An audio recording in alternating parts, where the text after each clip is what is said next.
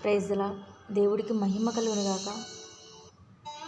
దేవుడికి ఎల్లప్పుడూ కృతజ్ఞతలు తెలియజేస్తూ ఆయనకు మాత్రమే మహిమ ఘనత ప్రభావాలను చెల్లించుకుంటున్నాను.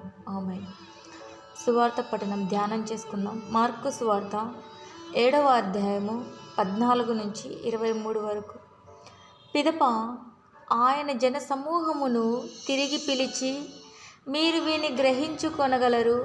వెలుపల నుండి లోపలికి పోయి మనుష్యుణ్ణి అపవిత్రునిగా చేయగలిగినది ఏదియూనూ లేదు, కానీ లోపలి నుండి బయలు వెళ్ళునవే మనుషుని అపవిత్రునిగా చేయును అనెను. ఆయన జన సమూహమును వీడి గృహమున ప్రవేశించినప్పుడు ఆయన శిష్యులు ఈ ఉపమాన భావమును వివరింప ప్రార్థించిరి.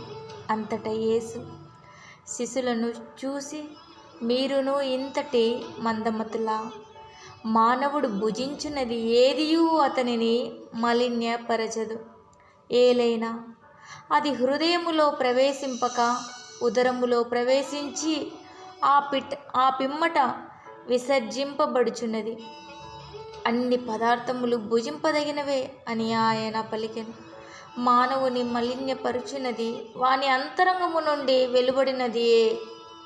ఏలైనా హృదయము నుండి దురాలోచనలు, వేశ్య సాంగ్యము, దొంగతనము, నరహత్య, వ్యభిచారము, దురాశ, దౌష్ట్యము, మోసము, కామము, బ్రత్తర్యము, దూషణము, అహంభావము, అవివేకము వెలువడును.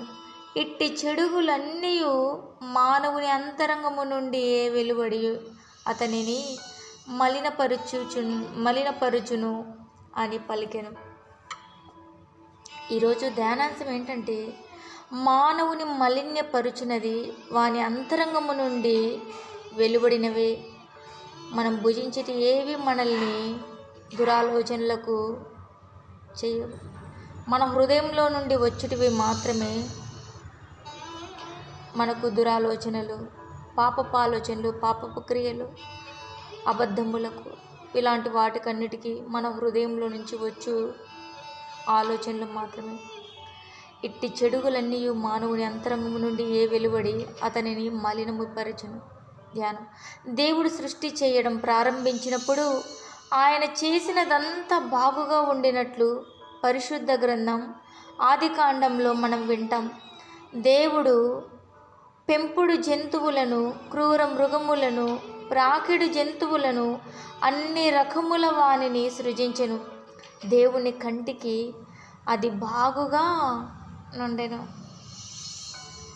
ఒక అందమైన తోట, కష్టం లేని పని, మితం లేని ఆనందం, స్వచ్ఛమైన దేవుని స్నేహం, ఇవన్నీ దేవుడు ఆది తల్లిదండ్రులకు ఇచ్చిన వరాలు.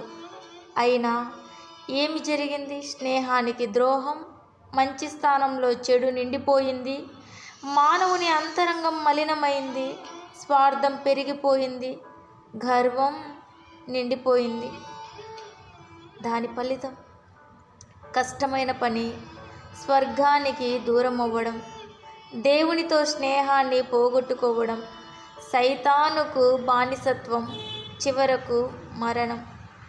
మనసుకున్న మలినమును తీసివేసి నాలోని తలంపులను శుద్ధి చేసి మంచితనము నాలో నింపుమయా అని ప్రార్థిద్దాం. దేవుడు నమ్మదగినవాడు. ప్రార్థిద్దాం. దేవా, నేను పాపిని ప్రభువా. నాలో ఉన్న చెడు తలంపులు, చెడు ఆలోచనలు, చెడు దుష్టత్వములన్నీ తీసివేయము తండ్రి. మంచి ఆలోచనలు, మంచి మనసు, మంచి బుద్ధి మాత్రమే కలుగజేయండి ప్రభువా.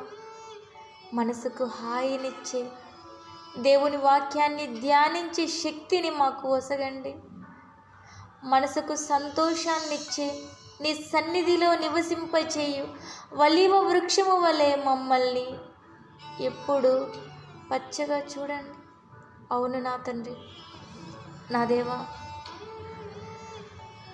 మా హృదయము నీ చెంత నుంచుతున్నాము నా తండ్రి. మా మనస్సు నీ పాదాలకు అప్పగిస్తున్నాం ప్రభు. మా మనసును, మా హృదయమును, మా ఆలోచనలను నీవు మాత్రమే సరిచేయము.